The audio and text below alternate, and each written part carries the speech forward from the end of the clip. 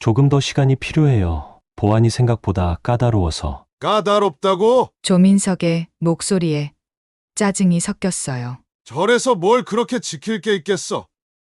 그냥 할머니들 전화번호나 빼내면 되는 거 아니야? 준혁의 주먹이 꽉 쥐어졌습니다. 하지만 참을 수밖에 없었어요. 이들에게 무슨 사연이 있었던 것일까요? 평양의 차가운 겨울바람이 컴퓨터기술대학 건물 사이로 스며들었습니다. 은하는 키보드를 두드리는 손가락을 잠시 멈추고 창밖을 바라봤어요. 하얀 눈이 내리고 있었지만 마음은 더욱 차갑게 얼어붙어 있었습니다. 최은아, 집중해라! 한상철 교관의 목소리가 등 뒤에서 들렸어요. 은하는 재빨리 고개를 돌려 화면에 집중했습니다. 옆자리에 준혁이 살짝 미소를 지으며 눈짓을 보냈어요.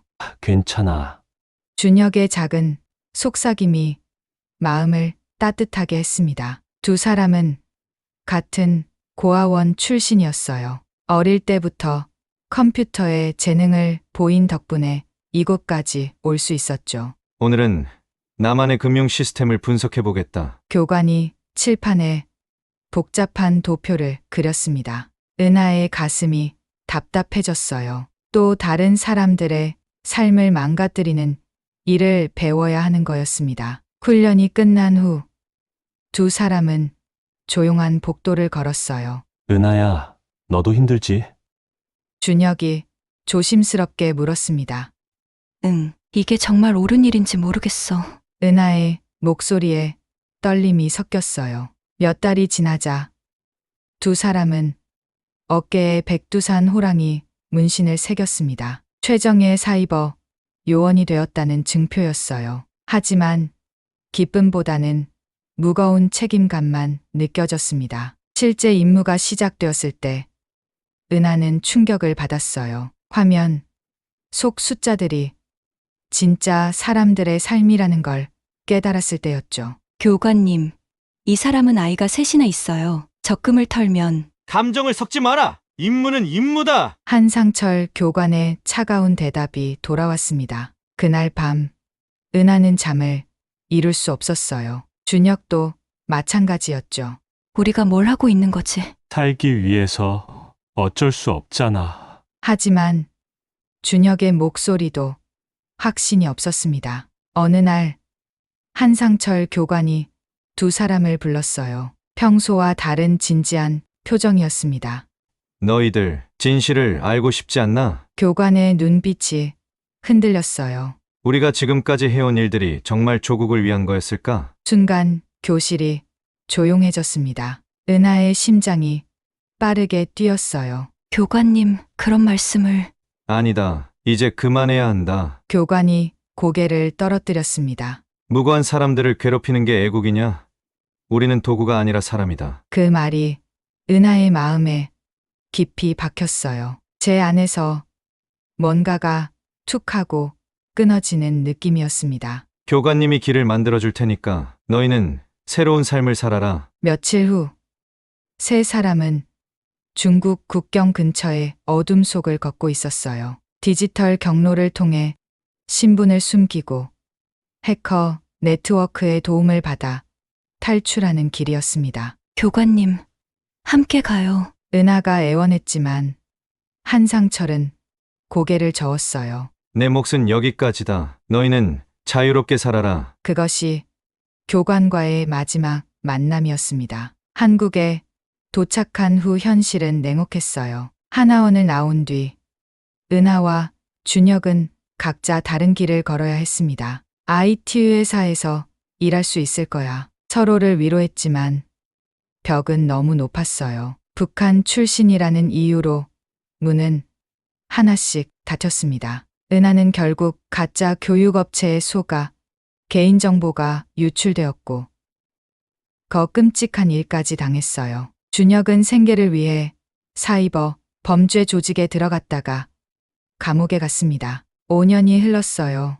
은하는 이제 회원이라는 스님이 되어 자비사에서 살고 있었습니다. 컴퓨터 앞에 앉아 온라인 법회를 준비하면서도 가끔 과거의 기억이 스쳐 지나갔어요. 그런데 오늘 절의 시스템에 이상한 접근이 감지되었습니다. 혜원의 손가락이 키보드 위에서 멈췄어요. 화면에 나타난 해킹 패턴을 보는 순간 온몸에 전율이 흘렀습니다. 이 방법, 설마 121부대에서만 쓰는 특별한 기법이었어요. 그것도 아주 익숙한 스타일이었습니다. 혜원의 마음이 복잡하게 얽혔어요. 오랜 친구를 다시 만날 수도 있다는 기대감과 그 친구가 여전히 잘못된 길을 걷고 있다는 슬픔이 교차했습니다. 준혁아, 정말 너구나. 혜원이 작게 중얼거렸습니다.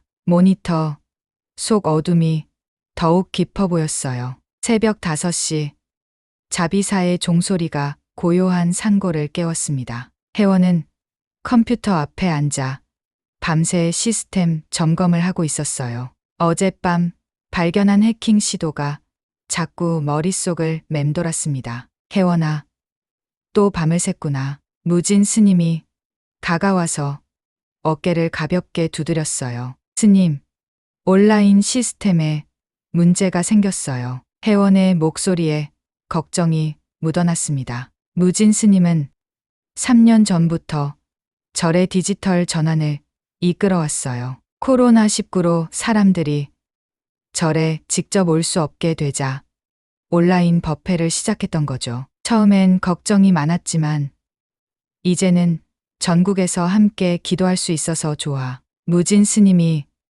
모니터를 바라보며 말했어요. 마음챙김 앱도 벌써 5만 명이 넘게 다운받았잖아. 혜원도 작은 미소를 지었습니다. 하지만 금세 표정이 어두워졌어요. 그런데 어제 누군가 우리 데이터베이스에 침입하려고 했어요. 신도들 정보를 노린 건가? 무진 스님의 눈빛이 심각해졌습니다. 아마도요. 요즘 고령층을 노리는 사기가 많잖아요. 혜원이 키보드를 두드리며 로그 파일을 보여줬어요. 그 순간 서울 강남의 한 오피스텔에서는 다른 이야기가 펼쳐지고 있었습니다. 이혁수, 어제 일은 어떻게 됐어? 조민석이 의자에서 몸을 돌리며 물었어요. 겉보기엔 평범한 IT 회사 사장 같았지만 눈빛만큼은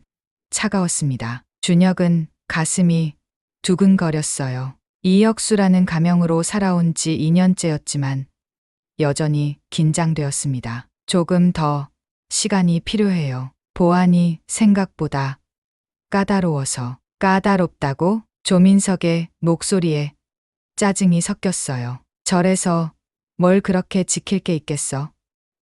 그냥 할머니들 전화번호나 빼내면 되는 거 아냐? 준혁의 주먹이 꽉 쥐어졌습니다. 하지만 참을 수밖에 없었어요. 조민석의 조직은 겉으로는 디지털 이노베이션이라는 정상적인 회사였어요. 하지만 실제로는 온라인 도박, 불법 영상 유통, 개인정보 판매까지 손대지 않는 범죄가 없었습니다. 형님, 좀 더 신중하게 접근해야 할 것 같아요. 준혁이 조심스럽게 말했어요. 신중하게? 야, 너 설마 마음이 약해진 거 아니야? 조민석이 의자에서 일어나 준혁에게 다가왔습니다. 준혁의 등에 차가운 땀이 흘렀어요. 아니에요. 그냥 완벽하게 하고 싶어서요. 그래. 그거야. 완벽하게 해야지. 조민석이 다시 자리에 앉으며 미소를 지었어요. 하지만 그 미소가 더욱 무서웠습니다. 그날 밤 준혁은 다시 자비사의 시스템에 접속했어요. 하지만 이번엔 마음가짐이 달랐습니다. 혜원이 정말 거기 있는지 확인하고 싶었거든요. 키보드를 두드리는 손가락이 떨렸어요. 5년 만에 친구를 만날 수도 있다는 생각에 가슴이 뛰었습니다. 한편 혜원은 실시간으로 침입 시도를 감지하고 있었어요. 또 왔구나. 이번엔 더 정교한 방법이었어요. 하지만 여전히 121부대의 특징이 뚜렷했습니다. 혜원의 손가락이 빠르게 움직였어요. 해커를 역추적하기 시작했습니다. 어디 있는지 찾아보자. 두 사람은 사이버 공간에서 숨바꼭질을 시작했어요. 한 명은 숨고 한 명은 찾고. 준혁이 먼저 깨달았어요. 이 실력. 설마 상대의 방어 패턴이 너무 익숙했어요. 마치 자신의 공격을 미리 알고 있는 것 같았습니다. 혜원도 마찬가지였어요. 이 공격 방식 분명히 준혁이야. 둘 다 확신했지만 먼저 말을 걸기는 무서웠어요. 조민석은 사무실에서 여러 모니터를 보며 만족스러워했어요. 이번 달 수익이 꽤 좋네. 불법 도박 사이트에서 올라오는 돈, 개인정보 판매 수익, 그리고 각종 사기로 모은 자금들. 모든 게 디지털로 세탁되어 깨끗하게 정리되고 있었습니다. 자비사 정보만 손에 넣으면 더 큰 건수를 잡을 수 있을 텐데. 조민석의 눈이 탐욕으로 빛났어요. 고령층 타겟팅이 가장 쉬우니까. 그는 벌써 머릿속으로 계산하고 있었어요. 절의 신도 명단이 있으면 얼마나 많은 돈을 벌 수 있을지.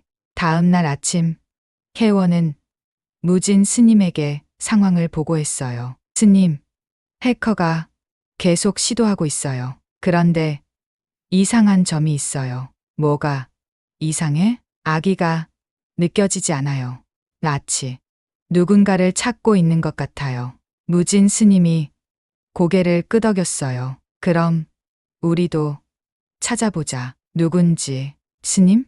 때로는 적극적으로 나서는 것도 자비야. 우리 신도들을 지키기 위해서라면. 그날 밤 혜원은 해커에게 메시지를 남겼어요. 암호화된 채팅방에서였습니다. 121부대 출신이세요? 화면 너머에서 준혁의 심장이 쿵쿵 뛰었어요. 순간 마음이 움츠러들었습니다. 정체가 탈로 날 위기였거든요. 하지만 동시에 희망도 생겼어요. 혹시 정말 은하가 맞다면? 당신은 누구세요? 준혁이 조심스럽게 답했어요. 백두산 호랑이가 울고 있어요. 혜원이 보낸 메시지를 본 순간 준혁의 눈에서 눈물이 흘렀어요. 둘만 아는 암호였거든요. 은하야, 정말 너구나. 준혁이 떨리는 손으로 답장을 쳤어요.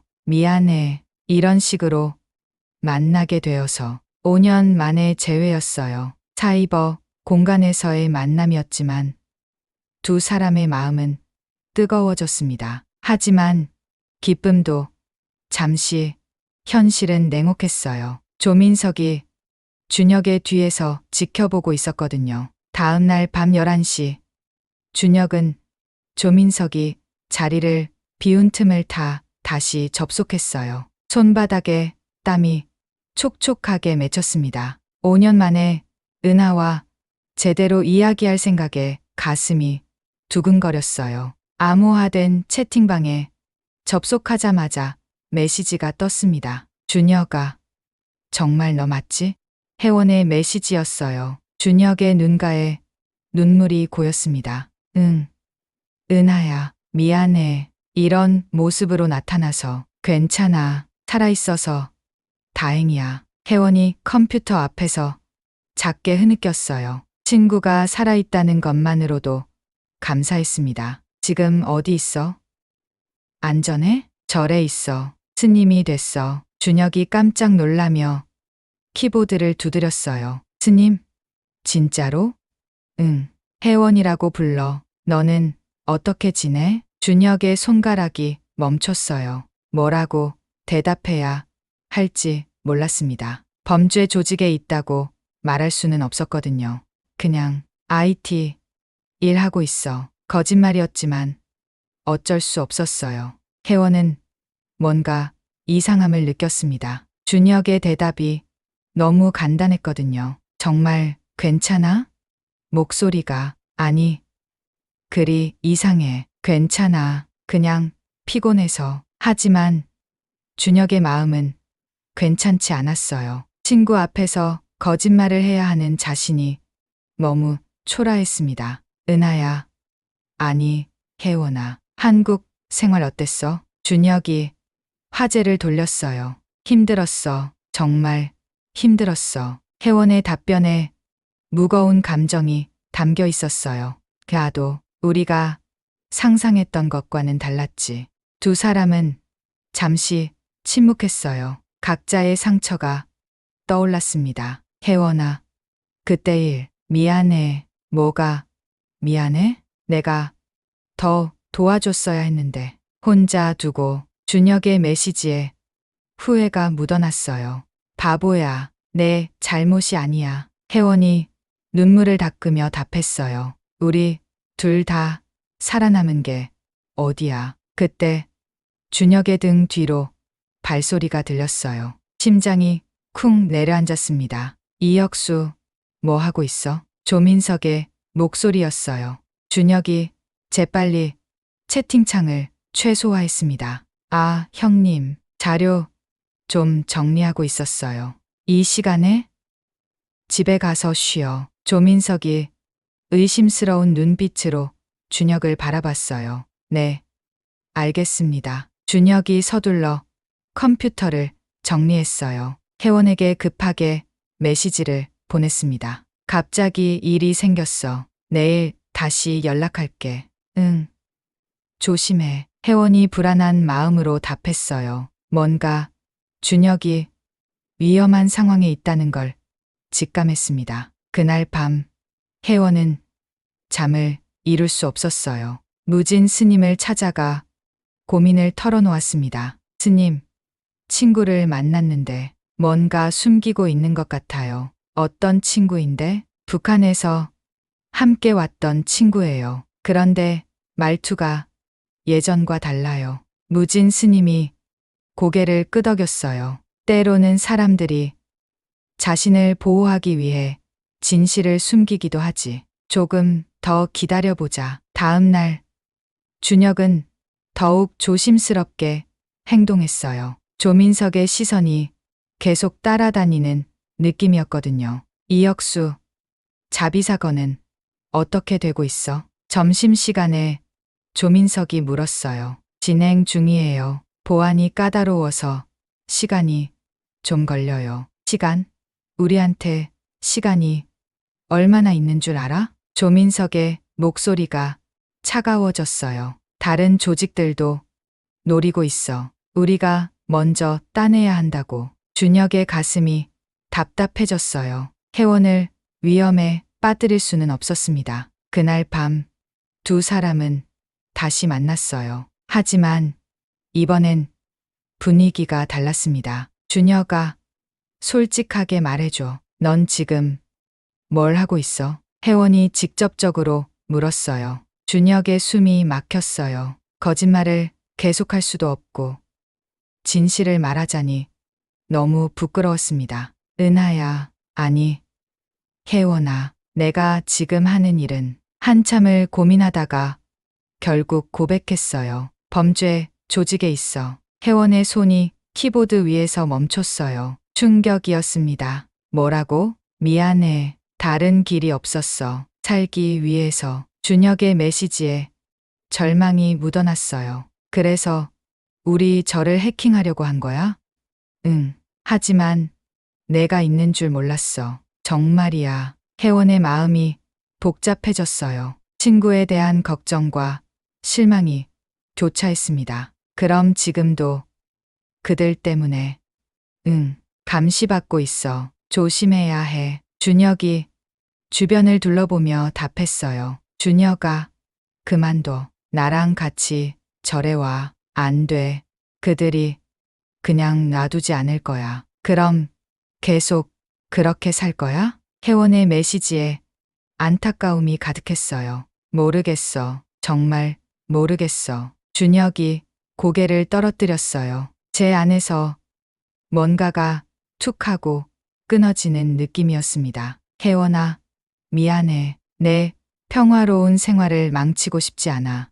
바보야. 친구가 어디 있는데 혼자 두겠어? 혜원의 따뜻한 말에 준혁의 눈에서 눈물이 흘렀어요. 고마워. 정말 고마워. 하지만 그 순간 사무실 문이 열렸어요. 조민석이 들어오는 소리였습니다. 준혁이 재빨리 채팅을 종료했지만 이미 늦었어요. 이혁수, 누구랑 대화하고 있었어? 조민석의 눈빛이 날카로웠습니다. 순간 마음이 움츠러들었어요. 모든 게 탄로날 위기였습니다.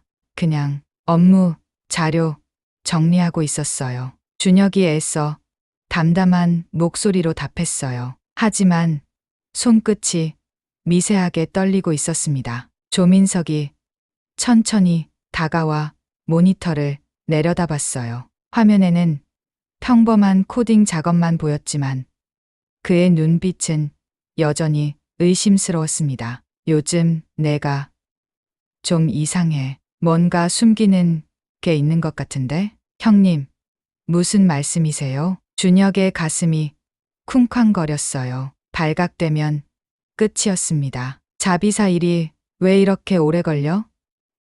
내 실력이면 진작 끝났어야 하는 거 아냐? 조민석의 목소리에 위협이 섞였어요. 내일까지 끝내. 못 끝내면 알지? 준혁이 고개를 끄덕였어요. 조민석이 나간 후에야 긴 한숨을 내쉬었습니다. 그 순간 컴퓨터에 긴급 메시지가 떴어요. 혜원이었습니다. 괜찮아? 갑자기 연결이 끊어져서 걱정했어. 준혁이 주변을 둘러보고 재빨리 답했어요. 위험해. 들켰을 수도 있어. 뭐라고? 혜원의 손이 떨렸어요. 조민석이 의심하고 있어. 내일까지 절 시스템을 뚫으라고 했어. 그럼 어떻게 하지? 모르겠어. 정말 모르겠어. 준혁의 절망이 화면을 통해 전해졌어요. 한편 자비사에서는 혜원이 누진 스님을 급히 찾았습니다. 스님, 큰일이에요. 무슨 일이야? 제 친구가 위험해요. 범죄 조직에 있는데 우리 저를 노리고 있어요. 무진 스님의 표정이 심각해졌어요. 그럼 경찰에 신고해야겠네. 안 돼요. 그럼 친구가 죽을 수도 있어요. 혜원의 목소리에 절박함이 묻어났어요. 그럼 어떻게 하자는 거야? 제가 직접 나서겠어요. 혜원아, 너무 위험해. 스님, 이게 진짜 자비행 아닐까요? 친구도 구하고 다른 피해자들도 구하는 거요. 무진 스님이 깊게 생각했어요. 혜원의 말이 틀리지 않았습니다. 알겠어. 하지만 혼자 하지는 마. 내가 도울게. 그날 밤 혜원과 준혁은 비밀스러운 작전을 세웠어요. 준혁아, 내가 계획을 세웠어. 계획? 너는 겉으로는 조민석 말을 들으면서 실제로는 그들의 정보를 빼내는 거야. 준혁의 눈이 커졌어요. 이중 스파이 말이야? 맞아. 121부대 시절처럼 우리가 협력하는 거야. 혜원의 제안에 준혁의 마음이 흔들렸어요. 희망이 보이기 시작했습니다. 위험하지 않을까? 물론 위험해. 하지만 이대로 있으면 더 위험하잖아. 준혁이 결심했어요. 알겠어. 해보자. 다음 날부터 준혁의 이중 생활이 시작되었어요. 낮에는 조민석 앞에서 충실한 부하 역할을 하고 밤에는 혜원과 함께 조직의 약점을 찾았습니다. 형님, 자비사 시스템에 접근했어요. 준혁이 거짓 보고를 했어요. 좋아. 신도 명단부터 빼내. 네. 조금만 시간을 주세요. 하지만 실제로는 조직의 서버 구조를 파악하고 있었어요. 혜원아, 이들이 운영하는 불법 사이트가 12개나 돼. 그리고 피해자가 몇 명인지 알아? 최소 3,000명은 넘을 것 같아. 도박 사이트만 해도. 준혁의 보고를 들은 혜원의 얼굴이 굳어졌어요. 이 정도면 완전히 박살내야겠어. 박살? 응. 그들의 모든 시스템을 마비시키는 거야. 혜원의 눈빛이 결연해졌어요. 일주일 후 조민석이 본격적으로 압박하기 시작했어요. 이혁수, 이제 그만 변명하고 결과를 내놔. 형님, 거의 다 됐어요. 거의가 언제까지야? 조민석이 테이블을 쾅 치며 소리를 질렀어요. 준혁의 온몸에 식은땀이 흘렀습니다. 오늘 밤까지 안 되면 너도 끝이야. 그 위협적인 말에 준혁의 다리가 후들거렸어요. 그날 밤 두 사람은 최후의 작전을 준비했습니다. 준혁아, 준비됐어? 응. 모든 정보 다 모았어. 그럼 시작하자. 디지털 정의 구현을. 혜원의 손가락이 키보드 위에서 춤추기 시작했어요. 동시에 준혁도 조직 내부에서 백도어를 열었습니다. 지금이야. 두 사람이 완벽한 호흡으로 해킹을 시작했어요. 121부대 시절의 팀워크가 되살아났습니다. 하지만 그 순간 조민석이 사무실에 나타났어요. 이혁수, 뭘 하고 있는 거야? 준혁의 심장이 멈췄어요. 완전히 들켰습니다. 형님, 이건 닥쳐.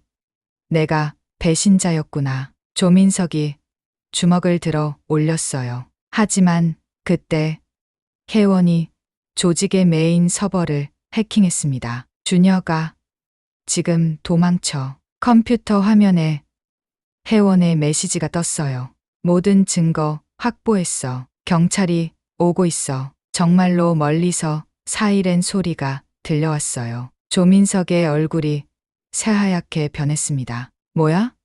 뭐가 일어나는 거야? 순간 사무실이 혼란에 빠졌어요. 조직원들이 우왕좌왕했습니다. 준혁이 그 틈을 타 밖으로 뛰쳐나갔어요. 혜원아, 고마워.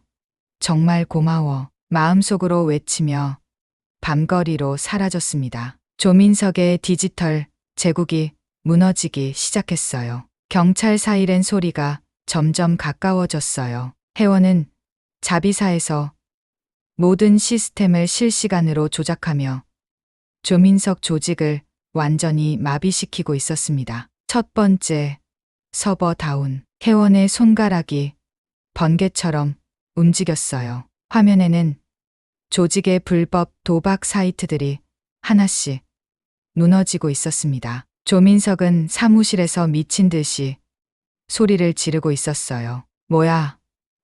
왜 아무것도 안 돼? 모든 컴퓨터가 멈춰섰어요. 수년간 쌓아온 범죄 제국이 한순간에 무너지고 있었습니다. 이혁수, 그 새끼, 어디 갔어? 하지만 준혁은 이미 사라진 후였어요. 그 순간 혜원의 컴퓨터에 긴급 메시지가 떴습니다. 혜원아, 안전한 곳에 도착했어. 다행이야. 지금 마지막 단계야. 혜원이 깊은 숨을 들이쉬었어요. 가장 중요한 작업이 남아 있었습니다. 피해자들의 개인정보를 완전히 삭제하는 일이었어요. 모든 불법 영상 파일 삭제 중 혜원의 눈에서 눈물이 흘렀어요. 자신도 한때 이런 피해를 당했던 기억이 떠올랐습니다. 이제 아무도 상처받지 않을 거야. 한편 조민석은 마지막 발악을 시도했어요. 내 개인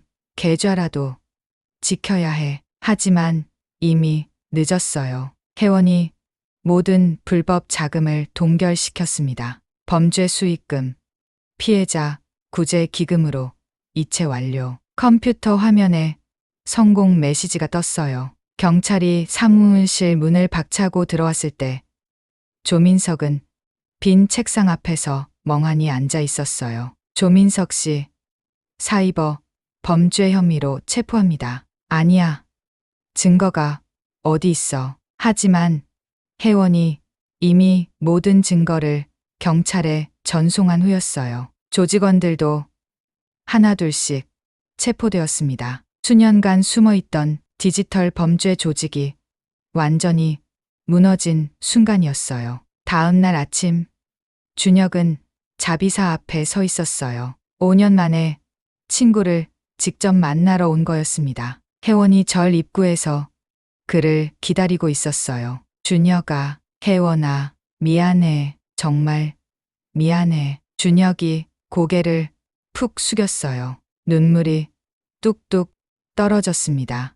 바보야, 울지 마. 혜원이 다가가서 친구의 어깨를 토닥였어요. 이제 끝났어. 모든 게 끝났어. 두 사람이 서로를 꼭 안았어요. 5년간의 고통과 외로움이 한순간에 녹아내렸습니다. 무진 스님이 나와서 준혁을 따뜻하게 맞아주었어요. 수고했어. 정말 수고했어. 스님, 저는 죄인이에요. 나쁜 일을 너무 많이 했어요. 준혁의 목소리가 떨렸어요. 과거는 과거야. 중요한 건 지금부터야. 무진 스님의 말에 준혁의 마음이 조금씩 평안해졌어요. 스님, 저도 출가하고 싶어요. 정말이야? 예. 혜원이처럼 새로운 삶을 살고 싶어요. 며칠 후, 준혁은 머리를 깎고 정념이라는 법명을 받았어요. 이제 우리 둘 다 스님이네. 혜원이 미소를 지으며 말했어요. 응, 이상해. 정념도 웃었어요. 오랜만에 진짜 웃음이었습니다. 두 스님은 함께 절의 온라인 시스템을 더욱 발전시켜 나갔어요. 정념아, 이번에는 해킹 피해자 상담 서비스를 만들어 보자. 좋은 생각이야. 우리 경험을 살려서. 그들은 디지털 자비행이라는 새로운 수행법을 개발했어요. 사이버 공간에서도 자비를 실천하는 방법이었습니다. 온라인 법회에는 전국에서 사람들이 접속했어요. 디지털 세상에서도 마음의 평화를 찾을 수 있습니다. 혜원이 화면을 보며 설법했어요. 기술은 도구일 뿐이에요. 중요한 건 그것을 어떻게 사용하느냐죠. 정념도 자신의 경험을 나누었어요. 저도 잘못된 길을 걸었지만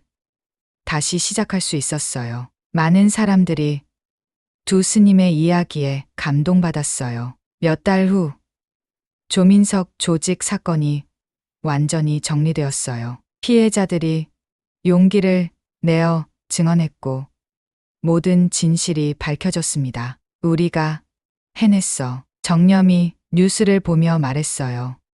응, 정말 해냈어. 혜원의 얼굴에 평화로운 미소가 떠올랐어요. 어느 날 저녁, 두 스님은 컴퓨터 앞에 앉아 있었어요. 전 세계에서 온 메시지들을 확인하고 있었습니다. 혜원 스님, 정념 스님 덕분에 희망을 찾았습니다. 디지털 자비행 프로그램이 제 마음을 치유해줬어요. 감사 메시지들이 끊임없이 도착했어요. 우리가 북한에서 배운 기술이 이렇게 쓰일 줄 누가 알았을까? 정념이 감회 깊은 목소리로 말했어요. 한상철 교관님도 기뻐하실 거야. 혜원이 하늘을 올려다보며 중얼거렸어요. 밤이 깊어갔어요. 두 스님은 마지막 온라인 상담을 마치고 컴퓨터를 정리했습니다. 오늘도 수고했어. 너도 수고했어. 그들은 모니터 앞에서 조용히 합장했어요. 사이버 공간의 모든 존재가 평안하기를. 두 사람의 기도 소리가 고요한 절에 울려 퍼졌습니다. 창밖으로는 별들이 반짝이고 있었어요. 어둠 속에서도 빛은 존재했습니다. 디지털 세상에서도 진정한 평화와 자유를 찾을 수 있다는 것을 두 사람은 자신들의 삶으로 증명해 보였어요. 그렇게 새로운 시작이 열렸습니다.